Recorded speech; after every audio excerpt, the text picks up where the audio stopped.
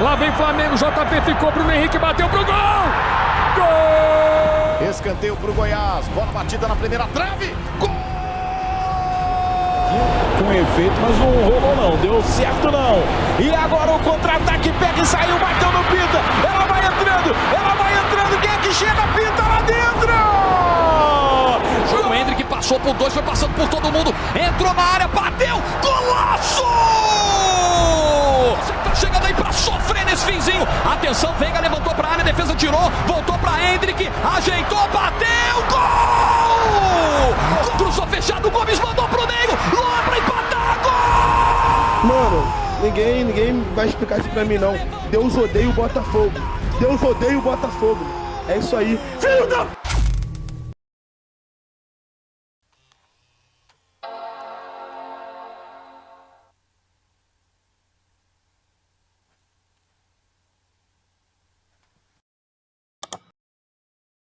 Sou Fabiano Bandeira, embora não pareça, tenho 41 anos.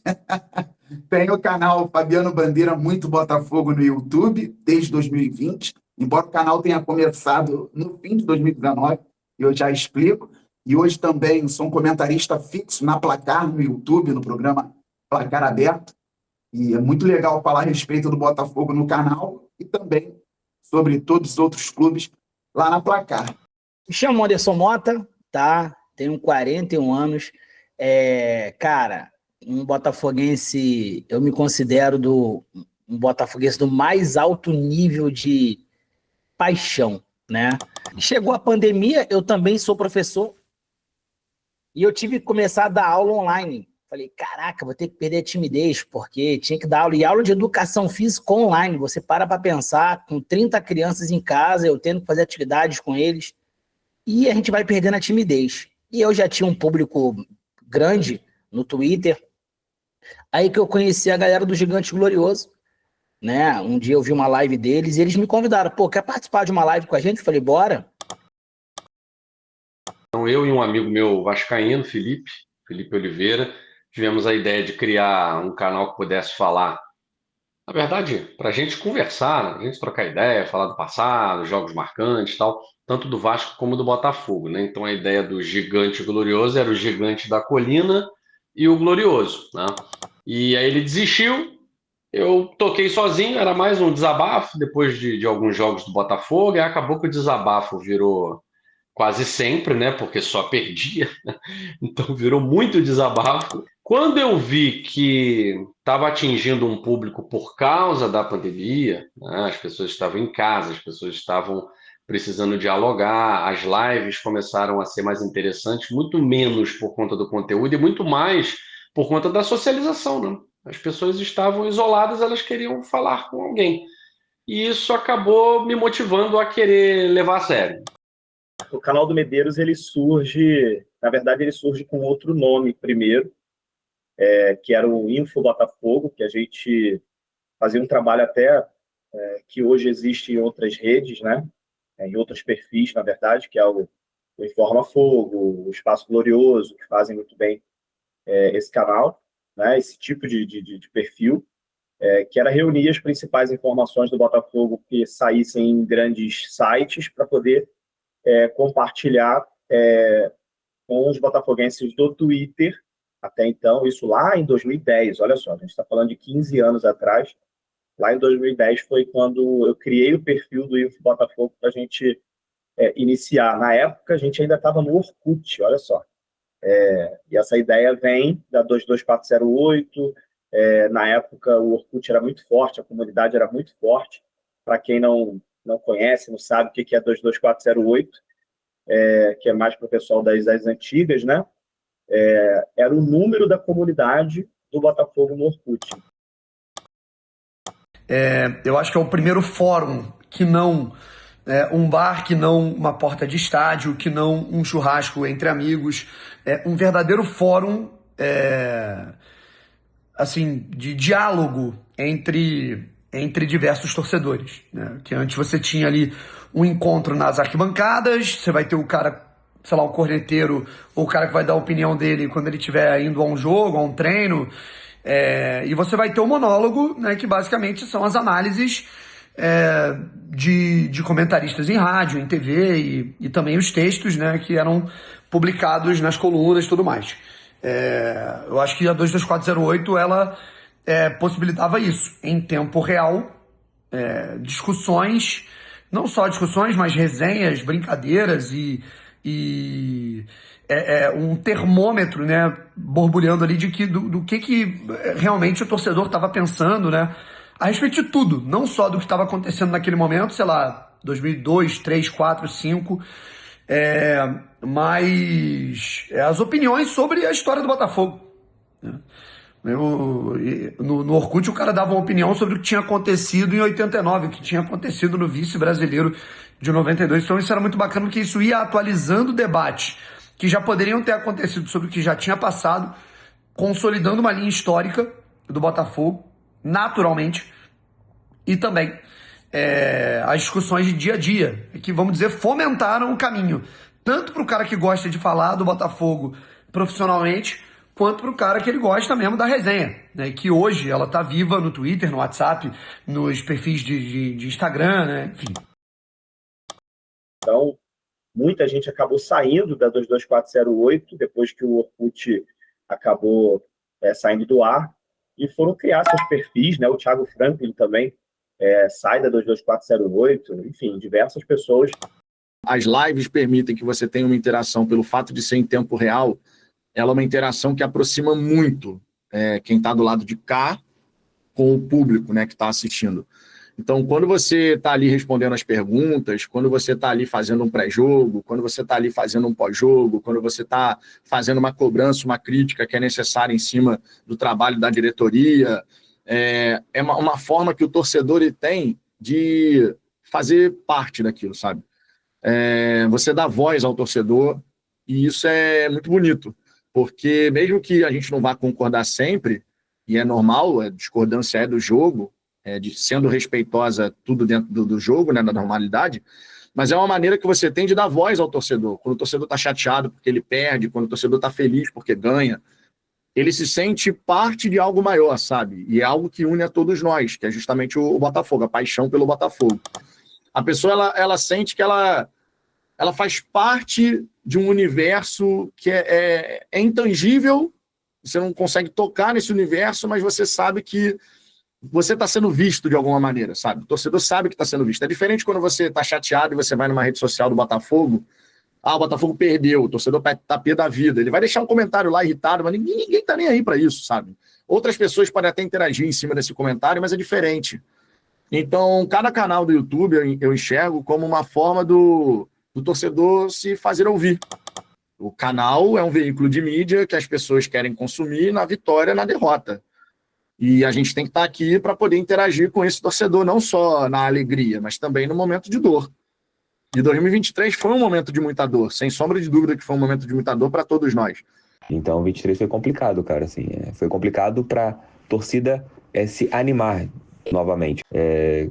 Você teve uma queda significativa de público, e até mesmo pelo que eu tenho conversado, até mesmo com as pessoas que trabalham nas mídias tradicionais, em relação ao público botafoguense. Porque é normal, cara. Quando tá em fase ruim, quem não é o torcedor hardcore, cara, ele dá uma largada.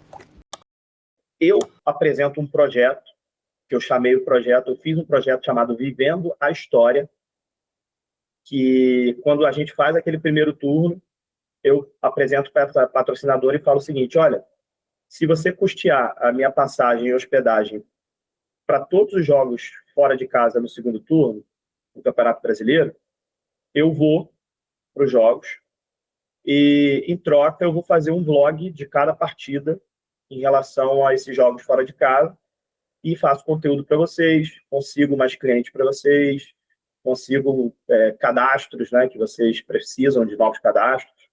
E eles toparam, cara. Então, eu fiz esse projeto, tinha tudo para ser, sabe, o nome do projeto era Vivendo a História, tinha tudo para ser sensacional. E eu comecei a fazer os vlogs e as derrotas vindo e as coisas acontecendo. Eu faço o vlog contra o Corinthians, naquele jogo que a gente perde de 1-0. Eu faço vlog naquele jogo contra o Atlético Mineiro, que a gente perde, naquela coisa do Diego Costa já, né? Aí eu faço o vlog contra o América Mineiro, cara. A gente ganha aquele jogo contra o América Mineiro. Eu falei, pô, cara, será que vai ainda? E acabou não acontecendo. Então, assim, o vlog que era para ser algo leve, ele começou no final a ser um vlog de irritação, porque os comentários do vlog eram todo mundo não criticando o vlog em si, mas criticando tudo que estava acontecendo. Então, atrapalhou o vlog, né? Eu parei no meio, eu parei de falar que o vlog era Vivendo a História. O nome do projeto, no meio eu parei, porque eu iniciava assim, ó, estamos começando mais um vlog do nosso projeto Vivendo a História. O início era assim, do início do segundo turno ainda. Do meio para o final, eu não podia falar mais que o vlog era Vivendo a História. Quando termina aquela temporada, de forma melancólica, o Botafogo em 5º lugar, não conseguindo resultado algum na reta final, e a gente vê realmente, ó, não deu, não ganhou. O meu pensamento para 2024, a minha chave, ela foi virando rapidamente, assim, porque eu falo, meu irmão, não vai adiantar eu ficar remoendo eternamente 2023. E aí, nas lives, né, nos conteúdos aqui do canal, eu tentava apresentar essa visão para a galera. Chegou no começo, você entende, tá todo mundo muito machucado ainda. Mas virou o ano, para mim era, meu irmão, virou o ano, vamos embora. A gente tem uma nova temporada pela frente, por mais difícil que seja. Mas eu admito que no começo, assim que voltam os jogos, né, em 2024, ainda a ferida não estava cicatrizada, e o meu sentimento, não como profissional de mídia, mas como torcedor, o meu sentimento era muito esquisito, porque aquela alegria, a satisfação de acompanhar o Botafogo, ela estava muito abalada, assim, sabe? Era estranho voltar ao estádio Newton Santos depois de tudo que a gente viveu e não viveu, e encarar com naturalidade estar ali novamente, sabe? No começo foi bem esquisito. E eu posso dizer para você que o entusiasmo voltou e eu comecei a recuperar bem o público a partir da classificação contra o Bragantino para a fase de grupos da Libertadores. Ali a torcida começou a voltar e a minha vontade também. Eu nunca deixei de trabalhar, sempre trabalhei firme, sério, pelo canal, mas ali eu comecei a ter mais disposição de novo, mais vontade. E aí em 2024, com a chegada do Arthur Jorge, foi bem legal, porque eu sempre gosto de fazer uma análise aprofundada quando chega o treinador, principalmente aqueles que a gente não conhece. E aí eu estudei o Arthur Jorge, eu vi jogos inteiros do Braga, assim, coisas sensacionais. Eu fiquei muito motivado com a vinda do Arthur Jorge. E tinha muita gente com dúvida e eu pensava, não vai dar certo. Eu falava menos, porque já tínhamos passado por experiências ruins, mas eu acreditava muito. Se o Botafogo está muito bem, as pessoas estão super empolgadas, quer consumir absolutamente tudo que está sendo produzido sobre o Botafogo, e se o Botafogo está mal, acaba consumindo para desopilar mesmo, né? Para poder mandar suas mensagens, para passar aquela frustração, aquela raiva. De vez em quando sobra até para a gente, né? Por diversas vezes eu já fui culpado por uma derrota porque o técnico decidiu fazer tal coisa e a gente não cobra nas lives que ele não faça tal coisa. Então, tipo assim, no fim das contas, a escalação do Botafogo foi errada por minha causa. Já aconteceu de receber mensagem no Instagram, a pessoa me xingando, como se eu tivesse culpa por alguma coisa que, de repente, o torcedor achava que tinha que ser de uma forma diferente. Mas, nesse sentido, o papel da mídia alternativa eu entendo como preponderante, porque é uma visão de torcedor para torcedor, e no universo de canais do Botafogo, você vai ter de tudo um pouco. Você vai ter aquele torcedor que ele vai sempre falar com o coração, você vai ter o torcedor que vai buscar ser mais equilibrado, vai ter sim o coração, mas vai ter a hora que você vai ter que tocar na ferida, porque faz parte, e você vai tentar buscar, de alguma maneira, trazer a racionalidade para um universo que é extremamente irracional, porque é paixão, porque é sentimento. Então, quando você compara a mídia tradicional com a mídia alternativa, eu acredito que o fato da gente ser botafoguense até o último fio de cabelo, no meu caso quase que literalmente, né? Digamos assim. Mas quando você tem essa possibilidade, cara, é muito diferente, irmão. A visão de um botafoguense conversando com outro botafoguense.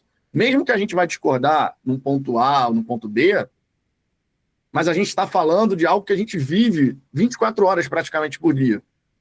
Você acorda pensando qual é a notícia nova do Botafogo, o que aconteceu no Botafogo agora, qual é a próxima contratação, ganhou o último jogo, então a gente vai estar ali fazendo uma análise super feliz, porque o Botafogo ganhou, quem jogou bem, quem não jogou, quem poderia ter ido melhor, ou então jogou mal, o que o treinador fez de errado. O espaço que é dado para debater o Botafogo é infinitamente superior ao que você vai ter na mídia tradicional, por razões óbvias. Porque na mídia tradicional você precisa dividir o espaço, aquele espaço de um programa, de repente, de 2 horas, com o Flamengo, com o Corinthians, com o Palmeiras, com o São Paulo, que sim, tem torcidas maiores do que a torcida do Botafogo e acabam tendo mais atenção e mais espaço na mídia, e repito, por razões óbvias. Mas à medida que você tem a mídia alternativa, o volume de conteúdo gerado e a quantidade de tempo onde o Botafogo ele é assunto o tempo todo é gigante. Todo santo dia, se você quiser, você consegue passar o dia inteiro falando de Botafogo na mídia alternativa. Nós temos um público fiel já, pô. Faça chuva, faça sol, tá a mesma galera, né? E você vai vendo carinho no estádio, cara. Quando eu vou a jogo do Botafogo, param pessoas e falam assim, pô, cara, você faz parte da minha família e você não sabe. Pô, esses dias chegou uma família de Juiz de Fora, cara. Um senhor de idade com uma senhora de idade, a filha e o filho. E a senhora chegou para mim e falou assim, o meu marido bota todo mundo para assistir sua live, 7 horas da noite, no sofá da sala. Eu falei, caramba! Você se sentir parte. Acho que é uma coisa muito natural do ser humano, ser parte de um grupo, né? Então a live, ela proporciona às pessoas, isso é uma questão muito da sociologia, né? De ser parte de uma identidade. Então eu tenho um grupo, eu sou reconhecido por esse grupo, e eu tenho uma família, né? Além da minha, eu tenho uma família social, né? Eu realizei um sonho de ver um jogo do Botafogo fora do país, tá? E foi um seguidor do canal que pagou, cara. O seguidor do canal que pagou, tá? Ele mora nos Estados Unidos, o Alexandre, e ele falou uma coisa pra mim que eu fiquei muito bacana. Ele entrou em contato comigo, porque eu falei pra ele, eu fiz uma live, eu falei assim, cara, eu tenho vontade de ir fora do país ver o Botafogo. Um dia eu vou realizar. E ele mandou um e-mail. Ele falou, escolhe o jogo que eu pago. E aí ele contou uma história, que ele é empresário e tal, mas ele entrou em depressão, cara. Ele teve síndrome do pânico. E ele não saía de casa. E o que acalmava ele eram as minhas lives com o Marcão, né? E ele era muito grato a mim. E como eu sou professor, esse aqui foi no dia 16 de maio, esse jogo foi feriado aqui na minha cidade. Então eu falei, cara, dá pra ir. Só que era caro, foi caro. Pô, na hora, meu irmão, ele, quanto que é? Eu mostrei pra ele, livral, fez o Pix e eu fui. O primeiro jogo que eu quero destacar é pela 17ª rodada do Campeonato Brasileiro. Gol do Tiquinho contra o Palmeiras. Aquele gol do Tiquinho, aquilo dali, pro botafoguense e pela vibração que a gente teve no estádio, quando sai aquele gol, aquilo dali era, de fato, a nossa libertação daquela fatídica noite do 4-3. A forma como foi, o gol sai, a torcida vibra, meu irmão, parecia que a gente tinha vencido um jogo muito maior do que era pela 17ª rodada do Brasileiro. E você ainda tem o próprio panorama da reação do Tiquinho, né? Que ele foi execrado pelo pênalti perdido, foi taxado como o grande culpado da nossa derrota e, por consequência, da derrocada. O segundo jogo vai ser o 4-1 sobre o Flamengo, porque o Botafogo não era líder, né? O próprio Flamengo era o líder. Esse jogo vai ser importante porque você bate num rival que sempre bate no Botafogo, no Newton Santos. O Flamengo tem mais vitórias do que o Botafogo dentro do Newton Santos.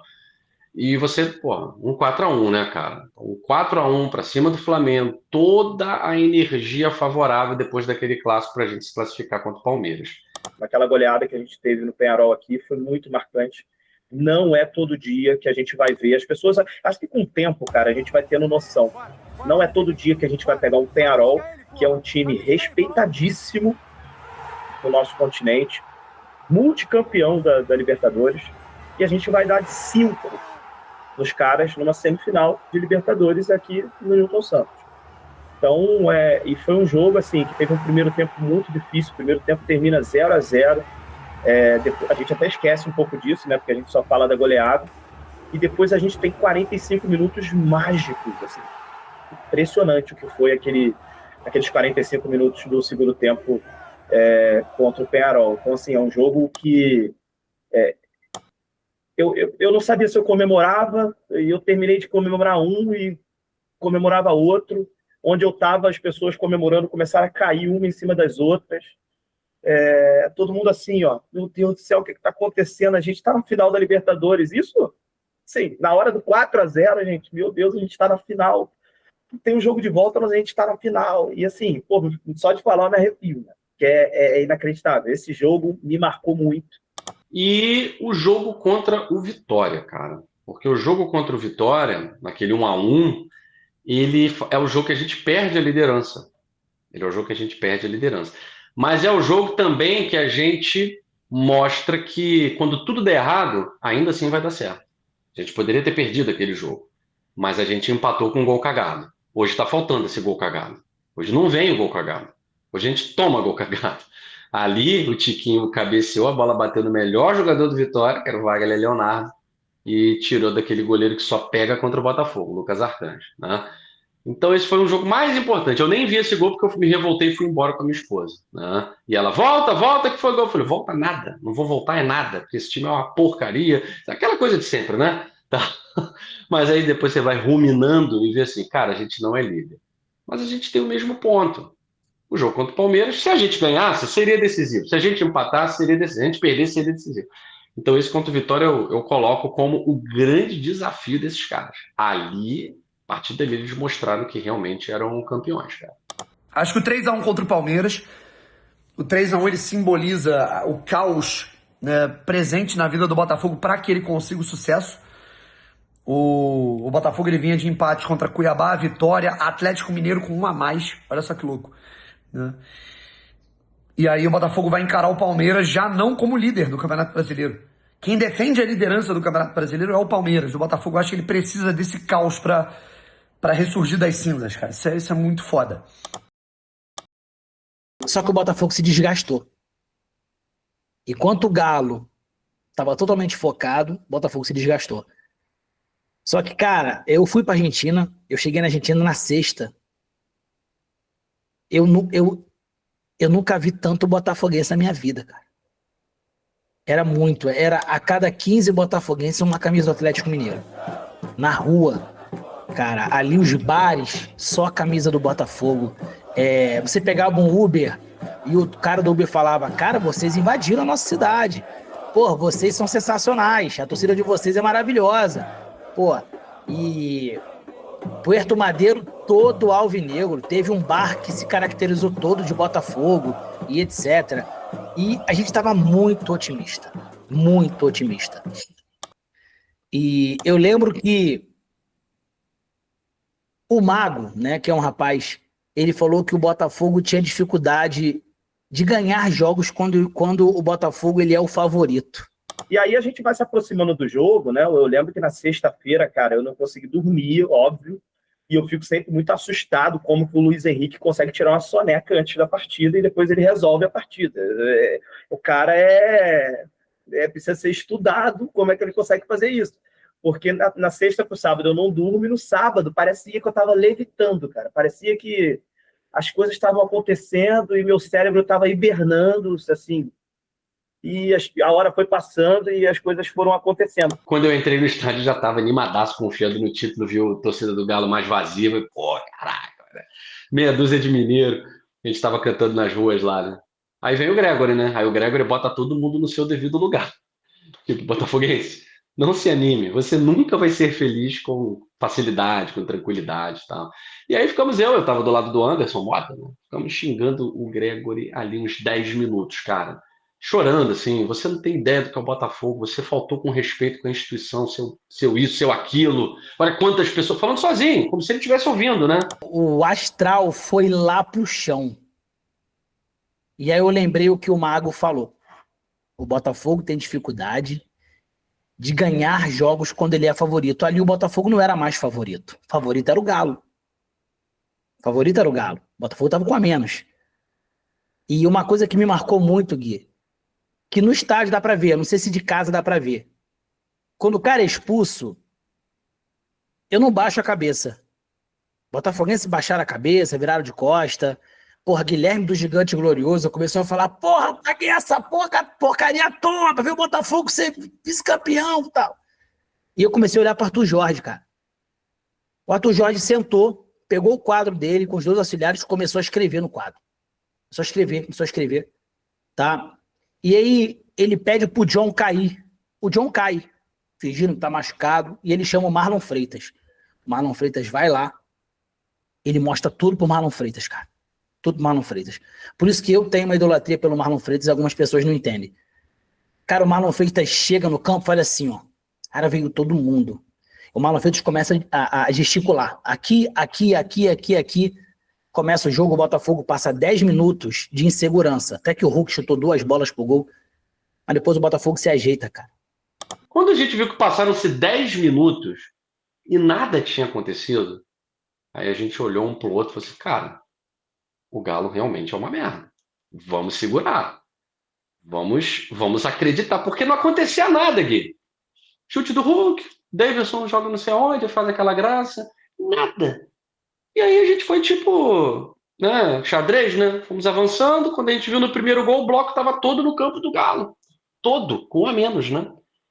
E aí depois que sai o primeiro gol, cara, aí a confiança vai lá em cima. E toda vez que eu vejo a bola sobrando pro Luiz Henrique, depois do chute do Marlon, contra os Vinhos, e ele finalizando, ela bateu na rede, eu me emociono, dá vontade de chorar. Quando vejo em rede social, eu paro, clico e vejo do início ao fim. Todas as vezes que isso passa por mim, vai fazer um ano daqui a pouco, eu paro e vejo de novo. Quando está passando na televisão, eu paro e vejo de novo. Eu não sei explicar o que eu senti no gol do Luiz Henrique. O primeiro gol do Luiz Henrique. E o Botafogo consegue com ele o pênalti de novo, quando vai ao bar, já é aquela festa. Eu imagino a tensão do Telles para bater aquele pênalti. Tava aquela tensão, né? O Telles ia bater o pênalti e eu tava ali tenso, pedindo a Deus, por permita que a nossa gente seja feliz, permita que a nossa gente seja feliz.